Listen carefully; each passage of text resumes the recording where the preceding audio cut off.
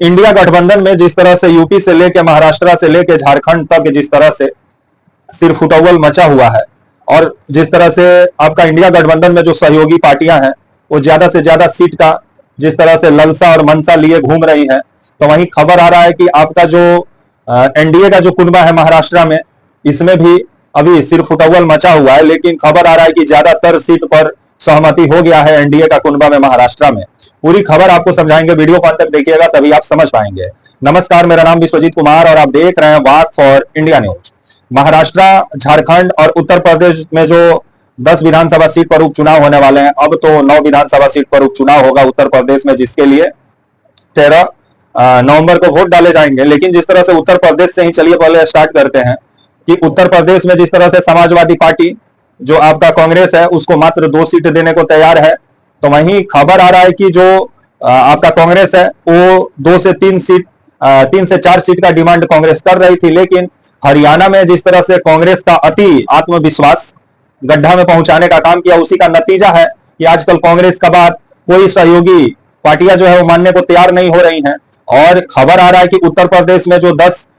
विधानसभा seat पर उपचुनाव होने वाले थे मिल्कीपुर में, तो अब होगा नहीं, क्योंकि चुनाव आयोग वहां बोला है बाद में कराया जाएगा। लेकिन जो आपका 9 विधानसभा सीट पर जो उपचुनाव उत्तर प्रदेश में होने वाले हैं, खबर आ रहा है कि कांग्रेस पार्टी अपना प्रत्याशी नहीं उतारेगी, क्योंकि 2 प्रत्याशी अखिलेश यादव 2 सीट छोड़ने को तैयार थे और कांग्रेस 4 से 5 सीट का डिमांड कर रही थी। लेकिन खबर आ रहा है कि जो अखिलेश यादव हैं वो 2 ही सीट देने के लिए तैयार है उत्तर प्रदेश में, जिसके बाद से कांग्रेस ये फैसला की है। जो सूत्रों के हवाले से खबर आ रहा है कि शायद कांग्रेस जो उत्तर प्रदेश का उपचुनाव हो रहा है जो 9 विधानसभा सीट पर, उसमें भाग ना ले और चुनाव नहीं लड़ने का कांग्रेस फैसला की है, जो सूत्रों के हवाले से खबर आ रहा है। तो वहीं महाराष्ट्र में अभी सिरफुटौल इंडिया खेमा में मचा हुआ है, क्योंकि बीते दिनों अखिलेश यादव प्रेशर पॉलिटिक्स महाराष्ट्र में शुरू कर दिए और खबर आया कि महाराष्ट्र में जिस तरह से आपका अखिलेश यादव जो 4 प्रत्याशियों का नाम का ऐलान किए आपका बीते दिनों, जिसके बाद से इंडिया गठबंधन के जो सहयोगी दल हैं उन पर दबाव बनना शुरू हुआ। और खबर आ रहा है कि महाराष्ट्र में कुल सीटों की संख्या 288 है, बहुमत के लिए आपका 145 सीट चाहिए महाराष्ट्र में। लेकिन महाराष्ट्र में जो उद्धव ठाकरे की पार्टी है, क्योंकि उद्धव ठाकरे को बीजेपी तोड़ी, उद्धव ठाकरे की पार्टी शिवसेना को, जिसके बाद से एकनाथ शिंदे को बीजेपी मुख्यमंत्री बनाई हुई है, तो वहीं जो आपका उद्धव ठाकरे वाली जो शिवसेना है वो महाराष्ट्र में ज्यादा से ज्यादा सीट पर चुनाव लड़ना चाहती है। खबर आ रहा है कि 110 से 120 सीट पर चुनाव लड़ना चाहती है महाराष्ट्र में आपका जो उद्धव ठाकरे की जो शिवसेना है। और आपका जो कांग्रेस है वो भी आपका मतलब 110 से 115 सीट पर चुनाव लड़ना चाहता है महाराष्ट्र में। तो वहीं आपका जो शरद पवार की पार्टी है ये आपका खबर आ रहा है कि ये 50 से 60 से 70 सीट पर चुनाव लड़ना चाहती है महाराष्ट्र में। तो वहीं अभी इसी को लेकर के खींचतान मचा हुआ है और अखिलेश यादव भी 13 से 14 सीट का डिमांड कर दिए हैं महाराष्ट्र में और 4 प्रत्याशियों का भी नाम ऐलान कर दिए हैं, जिसके बाद से अभी इंडिया गठबंधन में सीट बंटवारे को लेकर खींचतान मचा हुआ है। तो वहीं खबर आ रहा है कि जो उद्धव ठाकरे की पार्टी है उस 100 प्रत्याशियों का नाम का भी चयन कर लिया और बहुत जल्द उसका घोषणा भी कर सकती है। तो वहीं जब इस मामले पर जब इंडिया का जो कुनबा है महाराष्ट्र में, जो आपका जो शरद पवार है, जो आपका उद्धव ठाकरे हैं, जो आपका राहुल गांधी, जो तीनों का गठबंधन हुआ है, जब इनसे पूछा गया तो इनका कहना था बहुत जल्द जो सीटों का बंटवारा है उसको सुलझा लिया जाएगा। लेकिन अभी जो सिरफुटौल मचा हुआ है इंडिया खेमे में, वो कहीं इंडिया खेमे को महाराष्ट्र में नुकसान ना पहुंचा दे, क्योंकि आपका हरियाणा में सीट बंटवारा नहीं होने के कारण ही उसका खमियाजा कांग्रेस को भुगतना पड़ा। अगर वैसा ही फिर नजारा महाराष्ट्र में अगर इंडिया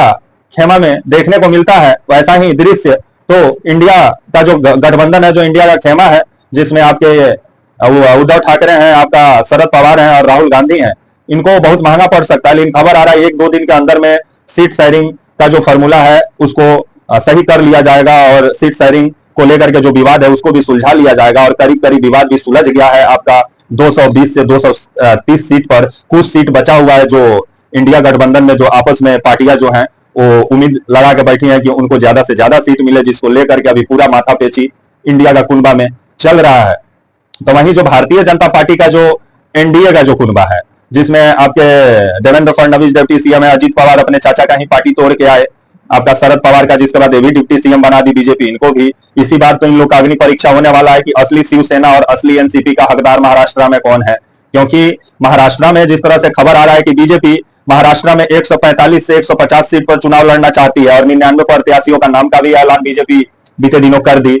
तो वहीं खबर आ रहा है कि जो आपका अजीत पवार की पार्टी है ये भी 50 से 60 सीट का डिमांड कर रही है महाराष्ट्र में, तो वहीं आपका जो एकनाथ शिंदे की पार्टी है ये भी 60 से 70 सीट का डिमांड कर रही है। तो इसी से अनुमान लगाइए कि अभी जो एनडीए का कुनबा है महाराष्ट्र में, उसमें भी सिर फुटौल मचा हुआ है। भले 99 प्रत्याशियों का नाम का घोषणा बीजेपी कर दी हो, लेकिन जो अजीत पवार हैं उनको बीजेपी ज्यादा से ज्यादा सीट देना नहीं चाहती है, क्योंकि लोकसभा चुनाव जो हुआ महाराष्ट्र में, उसमें लोकसभा चुनाव जो भारत में हुआ उसमें महाराष्ट्र में एनसीपी का प्रदर्शन अच्छा नहीं रहा,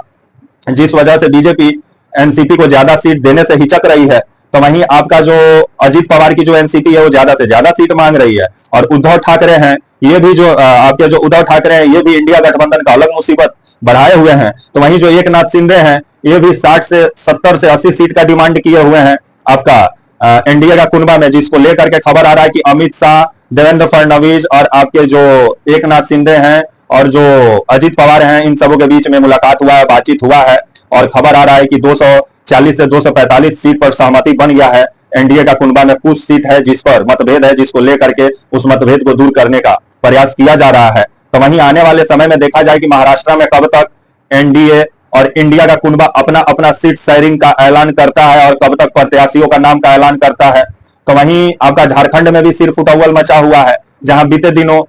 आपका बीते शनिवार को पहुंचे हुए थे राहुल गांधी आपका झारखंड में, जहां हेमंत सोरेन से मुलाकात की और हेमंत सोरेन और राहुल गांधी 70 सीट आपस में बांट लिए। और खबर आया कि आपका 32 उम्मीदवारों का नाम का भी ऐलान हेमंत सोरेन कर दिए, जिसके बाद आरजेडी नाराज हो गई, क्योंकि आरजेडी भी झारखंड में 13 से 14 सीट का उम्मीद लगा के बैठी हुई है। लेकिन खबर आ रहा है कि आपका जो इंडिया का जो गठबंधन है, जो झामुमो है, वो ज्यादा से ज्यादा सीट आरजेडी को देना नहीं चाह रहा है, क्योंकि पिछले बार जो विधानसभा चुनाव हुआ उसमें आरजेडी का प्रदर्शन अच्छा नहीं रहा, जिसको मद्देनजर रखते हुए झामुमो आरजेडी को ज्यादा सीट देना नहीं चाह रहा है, जिसको लेकर के झारखंड में भी सिर फुटौल मचा हुआ है। और इसी बीच जो आपका झामुमो है, हेमंत सोरेन की पार्टी है, वो 32 उम्मीदवारों का नाम का भी ऐलान कर दिए हैं आपके हेमंत सोरेन। तो वहीं खबाएगा, तो वहीं झारखंड में कुल विधानसभा सीटों की संख्या 81 है और बहुमत के लिए 41 विधायक चाहिए। तो आने वाला समय में ही मालूम चलेगा कि झारखंड और महाराष्ट्र और उत्तर प्रदेश उपचुनाव